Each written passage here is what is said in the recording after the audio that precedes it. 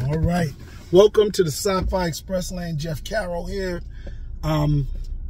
Today I want to talk about kind of the importance of panels, the evolution of panels at Comic Cons and writing and all of those type of things.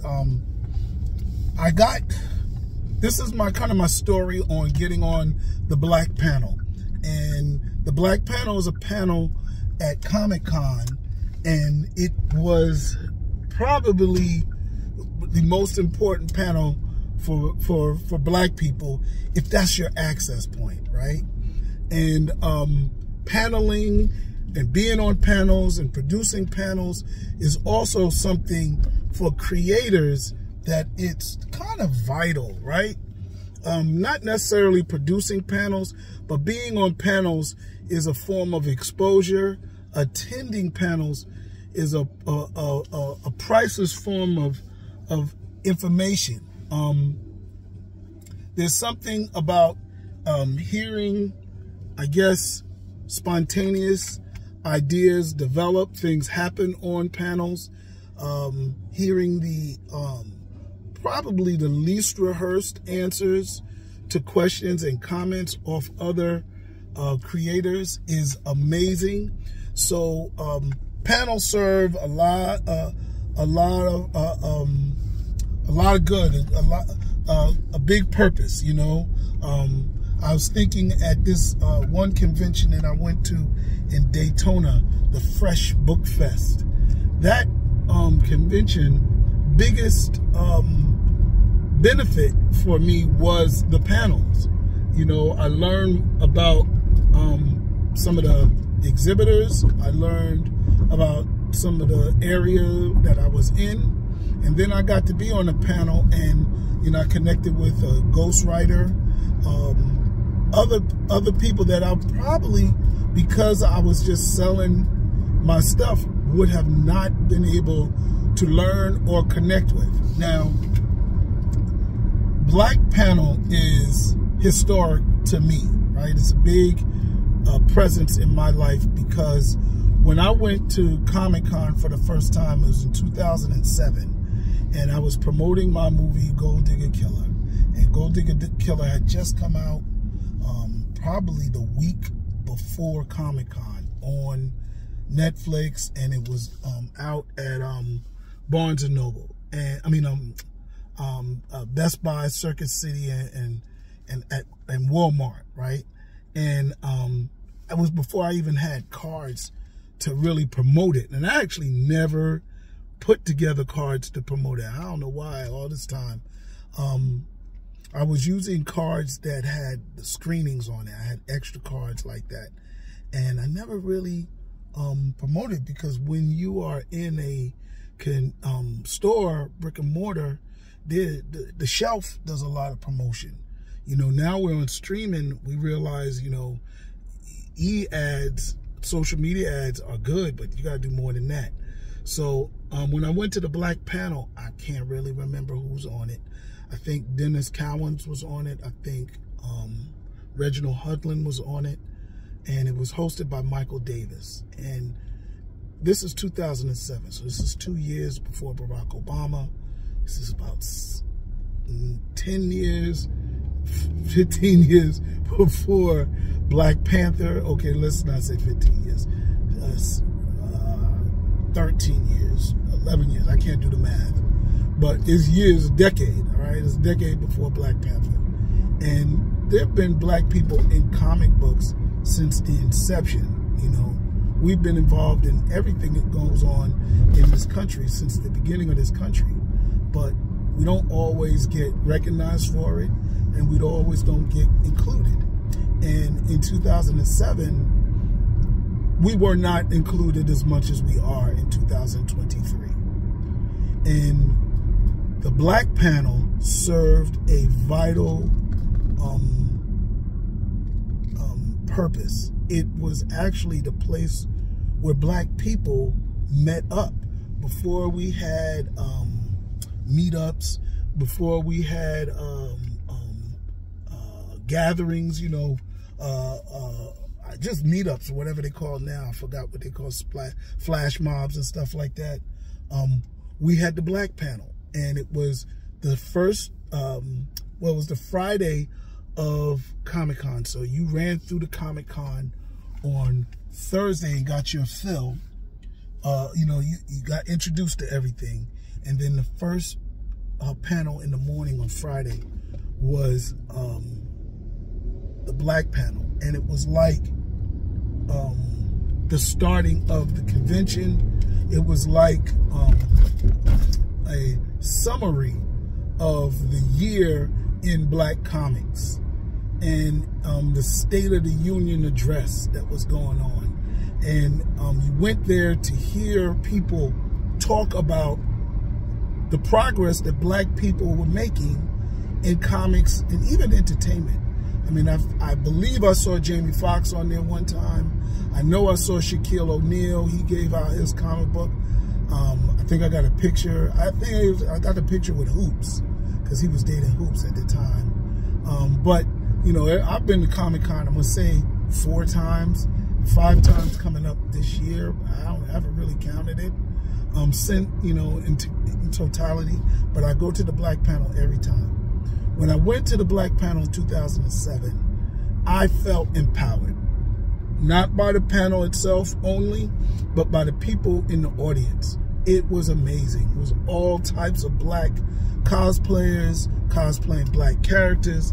And mind you, I had been going to Comic-Cons since I think 2003, 2004 was my first introduction down here when SuperCon was just a little hotel meetup, right?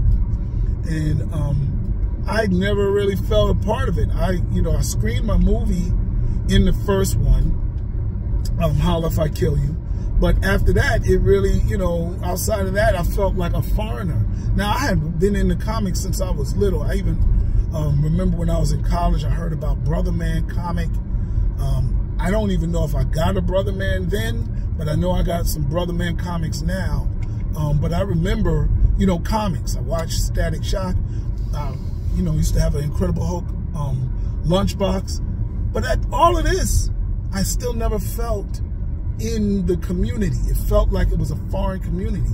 And going to the black panel, and it made me feel like, damn, dude, you know, you are a member of the community, you are something. And because all these other people were parts of the community and all these other people were something. So it was real. And then I heard them speak, heard them talk, and it was kind of the first time that a panel wasn't corny. And I know that's, you know, subjective, but it was cool. The black people on it, the moderator, they were laughing, cutting each other off, sharing each other's jokes, and I got it. Oh my God, that was a good feeling. So when I came home to my local Comic-Con, I was like, why does my Comic-Con feel like the whitest event in a black city like Miami? It was ridiculous. So I said, well, we need to have a meetup, man. So I created, at the time I called mine Planet Black, you know, where everything black would be celebrated. I got a little pushback from that, you know, I still like the name, but it, you know, I changed it, I overreacted, and I changed my panel the next year to the Monster panel. And the black panel filled up, you know, but I think the people who produced it kind of felt some way about it. And I explained, look, they got a black panel at Comic-Con. You know, this is just a meetup of people of color, you know. And I switched it up to the Monster panel. And I've been doing the Monster panel ever since. And my reasoning for calling it the Monster panel is I was like, yo, we're just monsters in science fiction. We're like the biggest people. We are amazing. And I focused on creators of color. I was like, if you can't get on no other panel, I'm going to have you on my panel, the Monster panel.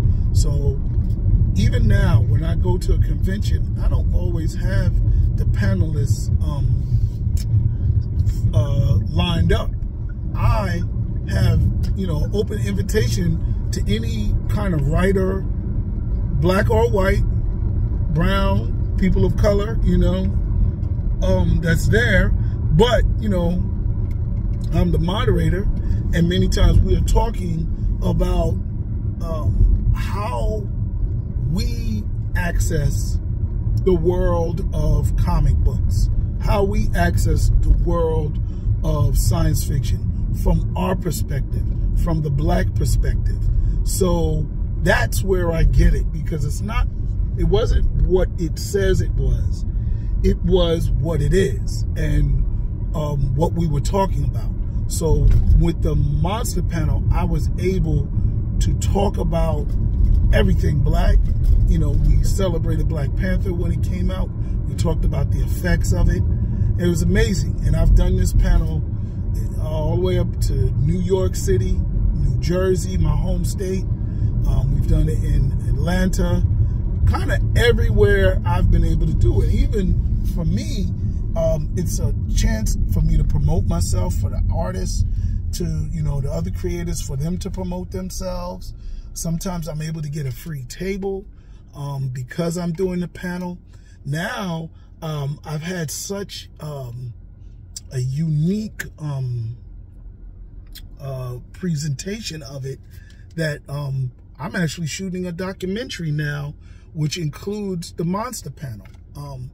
My documentary stems from a topic that I did for a whole year, and I said, you know what, this year I'm going to do one topic. I jumped around. We talked the post-apocalypse, we talked Afrofuturism, we talked horror, we talked everything. We morphed to whatever. One year I proposed 8 panels for SuperCon. I think I got about 4 or 5 of them on, you know, because I said, you know, a lot of your panels are just people getting up there talking about, I like G.I. Joe, and I'm like, all right, that's cool, but what do you know, I love your love for G.I. Joe, but, you know, is there something about this genre, you know? And even with Monster panel, I'm not talking about the writing process. I'm not talking how to be a writer. I'm not talking about how to publish. I'm not talking about publishing versus self-publishing.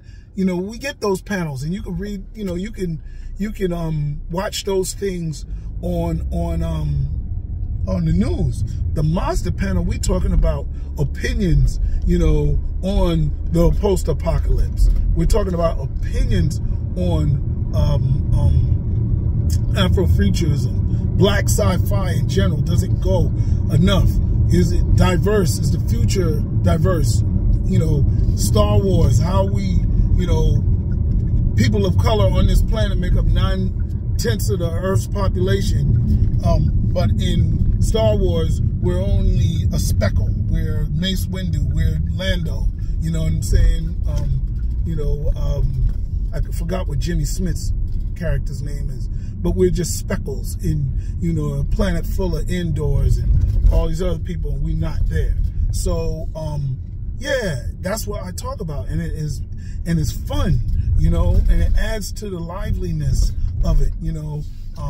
Some people ask amazing questions, like how do we, you know, think this way? They've never been in something like this before, and that's the feeling that I've been able to put out, that I get from when I was at the, damn, I lost the light. How I got when I went to the black panel, and that was my goal. My goal was to be able to take the message to different places. And so now, real quick, I've been invited to be on the Monster panel myself. You know, I'm friends with Michael Davis, you know, not even friends in real life, just friends on social media. And I said, yo, man, I need to be on this panel. And he was like, yo, let me see what I can work out. And next thing you know, I'm on the Monster panel. And I'm enjoying it. And, you know, it's not the 2007 Monster panel. I mean, the black panel. It's not the 2007 black panel, but the black panel's gears have switched. Now, instead of having to talk about things black and all-inclusive, every panel at Comic-Con, I would say 80% of the panels have at least one person of color on it. The difference is a lot of these people of color are talking about what it is the panel is about.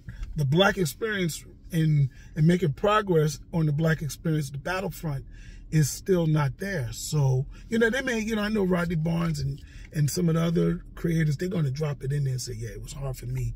But then, you know, in general, so the Black panel is still that place. So I look forward to being on the Black panel because of that. And